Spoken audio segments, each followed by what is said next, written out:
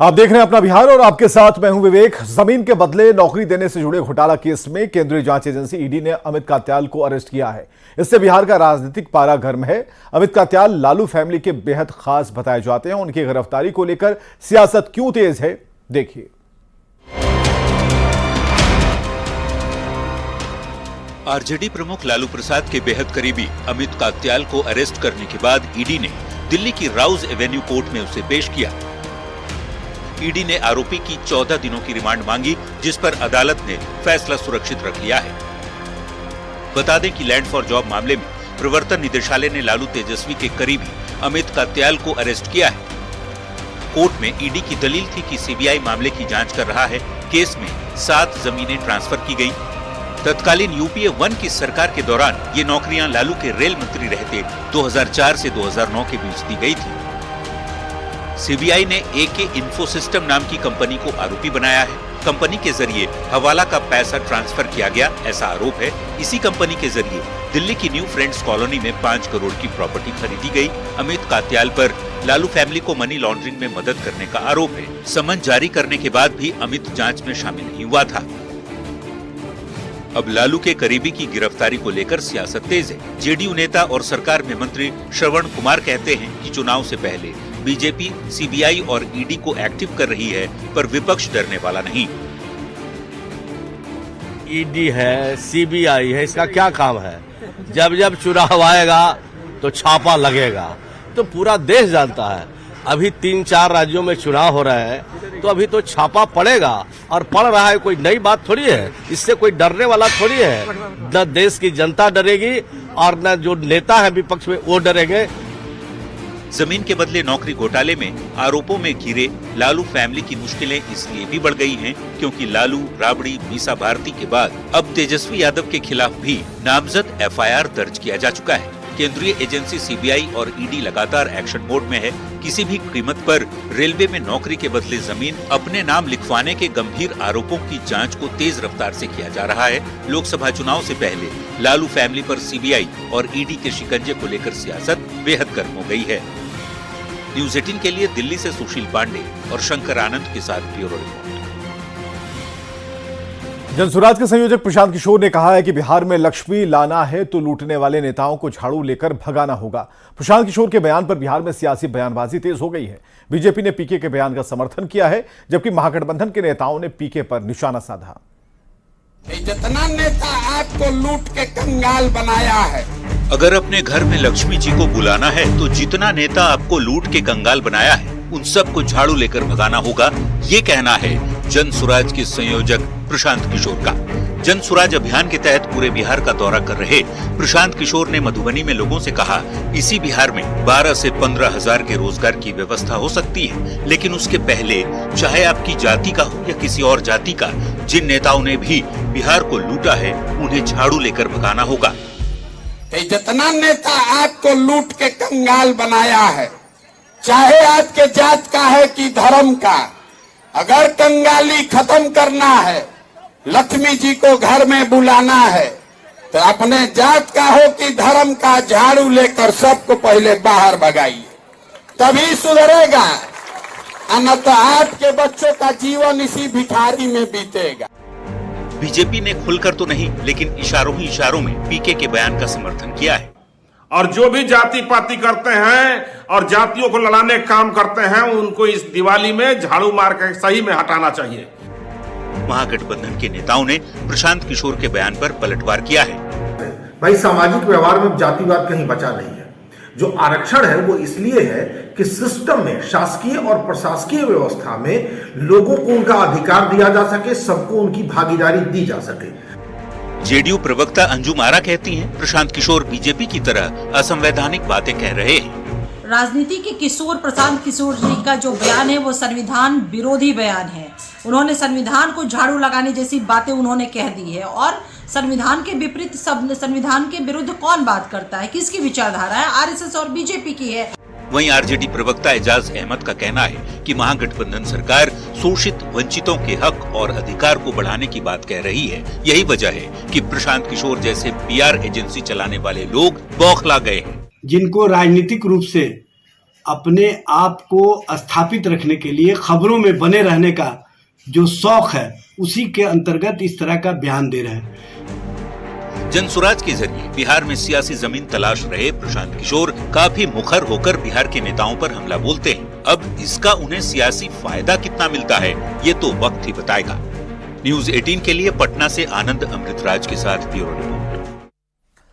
मुजफ्फरपुर में शराब पार्टी और जुए के अड्डों पर छापेमारी करने गई पुलिस पर हमला हो गया। घटना में सब इंस्पेक्टर नरेंद्र कुमार, हवलदार बिदाराम, सिपाही ब्रजेश कुमार और पंकज कुमार घायल हो गए। हमले की घटना करजा थाना क्षेत्र के बड़का गांव के कसबा टोला की है। हमले का आरोप बड़का गांव दक्षिणी पंचायत के मुखिया के बेटे मनीष गुप्ता और उसके कई सहयोगियों पर है।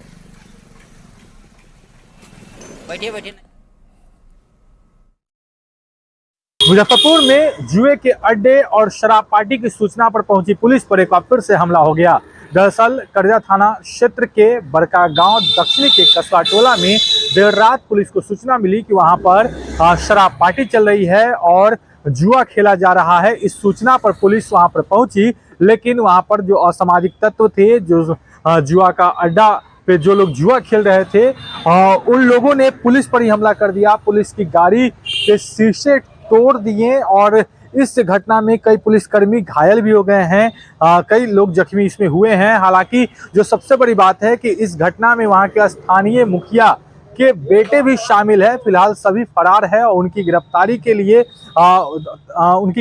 लिए पुलिस जो है वह छापेमारी कर रही है। खुद एसडीपीओ सरैया के जो एसडीपीओ है कुमार चंदन, वह भी छापेमारी में गए हैं और तमाम लोगों की पहचान की जा रही है कि आखिर कौन लोग थे, जिसमें एक नाम सामने आया है कि मुखिया का बेटा खुद था, साथ ही साथ कई उसके साथी थे जो इस घटना में शामिल थे। फिलहाल पुलिस कार्रवाई में जुटी हुई है। मुजफ्फरपुर से न्यूज 18 के लिए प्रियांक सौरभ। पटना सिटी के खाजाकला थाना क्षेत्र के बॉलीवुड के पास अपराधियों ने एक युवक को गोली मार दी। घायल सूरज कुमार को पीएमसीएच में एडमिट कराया गया है, जहां उनकी हालत चिंताजनक बनी हुई है। घटना का सीसीटीवी फुटेज भी सामने आ गया है। वीडियो में साफ दिख रहा है कि बाइक पर सवार 2 अपराधियों ने युवक को गोली मारी और फरार हो गए। आशंका जताई जा रही है कि आपसी रंजिश में युवक को गोली मारी गई है। पुलिस सीसीटीवी फुटेज के आधार पर अपराधियों की तलाश कर रही है। खाजकला थाना अंतर्गत एक व्यक्ति को गोली लगने की सूचना प्राप्त हुई है। पुलिस मौके पर पहुंचकर जख्मी हालत में व्यक्ति को पीएमसीएच पहुंचा गया है और उसका इलाज उधर चल रहा है और पुलिस अग्रतर कार्रवाई कर रही है। जहानाबाद पुलिस को बड़ी सफलता मिली है। पुलिस ने कुख्यात नक्सली प्रद्युम्न शर्मा के भाई प्रमोद शर्मा को जिला कोर्ट के पास से गिरफ्तार किया है। नक्सली प्रद्युम्न शर्मा बिहार, झारखंड समेत कई राज्यों में गंभीर कांडों का मुख्य सरगना रहा है। पुलिस गिरफ्त में आए भाई प्रमोद शर्मा की भी कई कांडों में संलिप्तता रही है। प्रमोद शर्मा को पुलिस काफी दिनों से तलाश कर रही थी और इसकी गिरफ्तारी को जहानाबाद पुलिस एक बड़ी उपलब्धि मान रही है। आपको बताएं कि 8 साल पहले साल 2015 में नक्सली पर्चा भेजकर एक व्यक्ति से रंगदारी मांगी गई थी। उसी मामले में प्रमोद शर्मा की गिरफ्तारी हुई है। हमको झूठा जो है प्रशासन माने फंसाते ही। अब पुलिस क्या कह रही है, पुलिस क्या कर रही है कार्रवाई आपके साथ? पुलिस तो हमको पकड़बे किया, तो जो है उस लाखों के पीछे ही भेजेगी। ये हुलासन का थाना की कांड संख्या 92-15 में। अच्छा, क्या था? रंगदारी मांगा गया था। अच्छा, तो कौन जो पकड़ा गया है? जो परमत कहाँ के रहने वाले हैं? दुष्कर्म के। अच्छा, तो किनके भाई थे? प्रद्युम्न से क्या मामला था इनका? गाँव में 15 में को पर्चा से कोई रंगदारी मांगा गया था उसके गाँव का। गोपालगंज के सिधवलिया थाना क्षेत्र के मधुबनी गांव के पास NH 24 पर बेकाबू कार पुल से नीचे गिर गई। हादसे में 75 साल की निर्मला देवी की मौत हो गई, जबकि 2 लोगों को बचा लिया गया। बताया जा रहा है कि कानपुर से इंजीनियर जयप्रकाश झा का परिवार दरभंगा जा रहा था। रास्ते में ड्राइवर को झपकी आ गई, इसकी वजह से कार खाई में गिर पड़ी।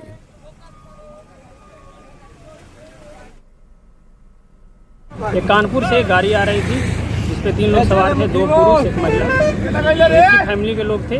वो उनका कहना है कि बहुत दूरी से आने के कारण नींद पूरा नहीं हुआ, जिसके कारण झपकी आ गया और यहाँ पे अनबैलेंस होकर NH के किनारे खाई में गाड़ी उलट गई है। पटना के आगमकुआ थाना क्षेत्र के ट्रांसपोर्ट नगर में एक ट्रक विदेशी शराब पकड़ी गई है। ट्रक पर लदे 328 कार्टन विदेशी शराब के साथ ट्रक का चालक भी पकड़ा गया। उत्पाद विभाग को सूचना मिली थी कि शराब माफिया ने दिवाली से पहले भारी मात्रा में शराब मंगाई है। सूचना मिलने के बाद टीम के सदस्यों ने ट्रांसपोर्ट नगर पहुंचकर स्कैनर मशीन से गाड़ियों की जांच की। स्कैनर मशीन से जांच के क्रम में एक ट्रक से भारी मात्रा में विदेशी शराब बरामद की गई है। पकड़ी गई शराब की कीमत करीब 35 लाख है। ट्रक चालक की निशानदेही पर बाकी अपराधियों की गिरफ्तारी के लिए छापेमारी जारी है। तो स्कैनर में यह स्पष्ट हुआ कि वो शराब की गाड़ी में जो भूसी लदा हुआ उसके नीचे जो है शराब के कार्टून्स हैं।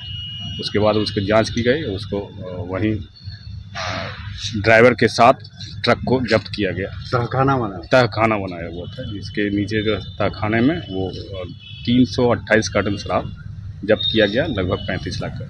और नालंदा से खबर, जहां भीड़ का क्रूर चेहरा देखने को मिला। मोबाइल चोरी के आरोप में लोगों ने आरोपी की पिटाई कर दी। उसके बाद सैलून में ले जाकर नाई से उसका सिर मुड़वा दिया, जिसकी तस्दीक आपकी टीवी स्क्रीन पर तस्वीरें कर रही हैं, जो सोशल मीडिया पर तेजी से वायरल हो रही हैं।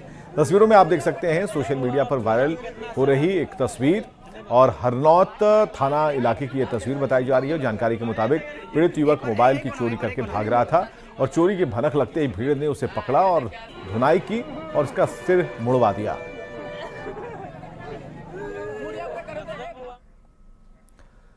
शिवहर से बड़ी खबर आ रही है। सदर अस्पताल में हंगामे की खबर है। शिवहर से जच्चा बच्चा की मौत के बाद हंगामा हुआ है सदर अस्पताल में। शिवहर से इस वक्त की बड़ी खबर, सीतामढ़ी की पूजा देवी को प्रसव के लिए अस्पताल लाया गया था और जच्चा बच्चा की मौत हो गई और इसके बाद सदर अस्पताल में हंगामा शुरू कर दिया परिजनों ने।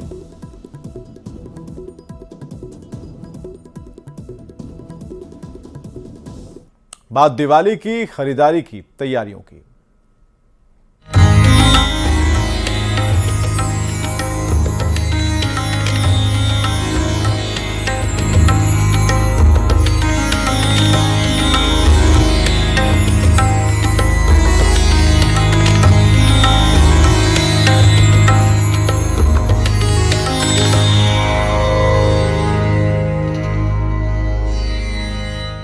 दीपावली को लेकर बाजार गुलजार हैं। भागलपुर के बाजारों में लोगों की भीड़ देखी जा रही है। लोग खरीदारी करने के लिए बाजार पहुंच रहे हैं। घरों की सजावट के सामान और मिठाई की खरीदारी हो रही है। दुकानदारों के चेहरे पर खुशी देखी जा रही है। जायजा लिया विकास कुमार सिंह ने। दीपावली को लेकर भागलपुर का बाजार गुलजार हो गया है। काफी संख्या में लोग खरीदारी करने के लिए बाजार पहुंच रहे हैं और घर की सजावट की वस्तुएं, वो सामान जो है वो खरीदारी हो रही है। इस बार जो है दीपावली किस तरह से खास हो रही है और क्या चीज की खरीदारी कर रहे हैं आप लोग? दिवाली में तो हमेशा एक ही जैसे की खरीदारी होती है, जो हम लोग लक्ष्मी गणेश की प्रतिमा खरीदते हैं, पूजा करते हैं और हर्षोल्लास से मनाते हैं। और भागलपुर की दिवाली हमेशा से ही खास रही है और इस बार भी होगी और पटाखे भी छूटेंगे। देखिए, ये भागलपुर का बाजार है और पूरी तरह से यह जो बाजार है वो गुलजार हो गया है और काफी संख्या में लोग खरीदारी करने के लिए बाजार पहुंच रहे हैं। बाजार में लोगों की भीड़ भी देखी जा रही है और लोगों का साफ कहना है कि पर्व त्योहार में इस बार महंगाई जो है वो दखल अंदाजी नहीं देने वाली है। पर्व त्योहार को, खासकर दीपावली को खुशी खुशी मनाया जाएगा। विकास कुमार सिंह, न्यूज 18 भागलपुर। दिवाली को लेकर बेगूसराय के बाजार में भी रौनक है। चाइनीज सामान की लोग खरीदारी करते देख रहे हैं और देसी सामान को भी तरजीह मिल रही है। इसकी वजह से स्थानीय दुकानदार और कारीगर काफी खुश हैं।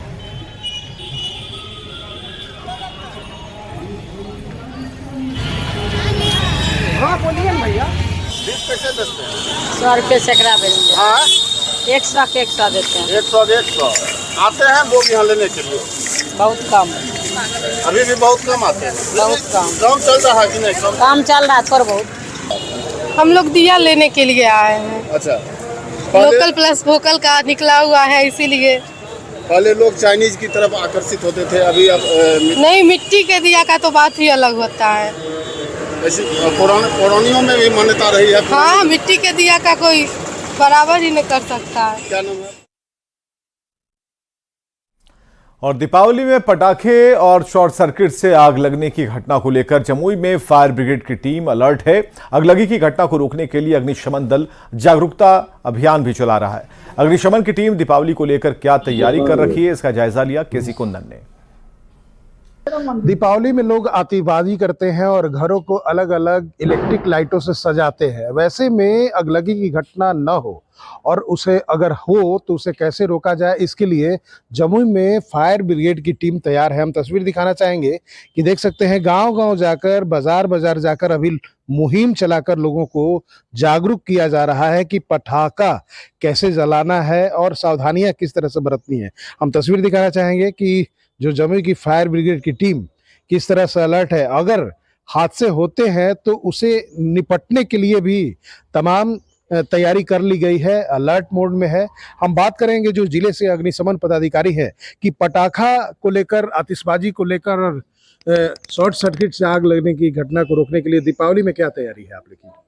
हम लोग जो भी फायर व्हीकल है वो रेडी मूड में है, माने रेडी हालत में है। कर्मचारी भी हमारा रेडी रहते हैं, जैसी सूचना मिलेगा, और प्री पोजीशन में है। और आज से जो है सो चौक पर जो हमारे पास जो सुविधा उपलब्ध है उसके साथ फायर अग्निशमन वाहन जो है सो चौक पर लगा दिया जाता है। और उसको छोटी गाड़ी है उससे हम लोग घूमते रहते हैं, पेट्रोलिंग करते हैं टाउन में खासकर ज़्यादा, कि कहीं से अगर सूचना मिलता तो तुरंत वहाँ से मूव कर दिया जाए। जैसी सूचना हम लोग को मोबाइल पर या टेलीफोन पर आता है, चाहे कहीं से आया कोई सूचना आया, तो हम लोग तुरंत यहाँ से प्रस्थान करते हैं। आतिशबाजी को लेकर क्या मैसेज देना चाहिए? आतिशबाजी के लेकर तो हम तो यही मैसेज देना चाहते हैं लोगों को कि आतिशबाजी ना करे तो बहुत कम मात्रा में करे।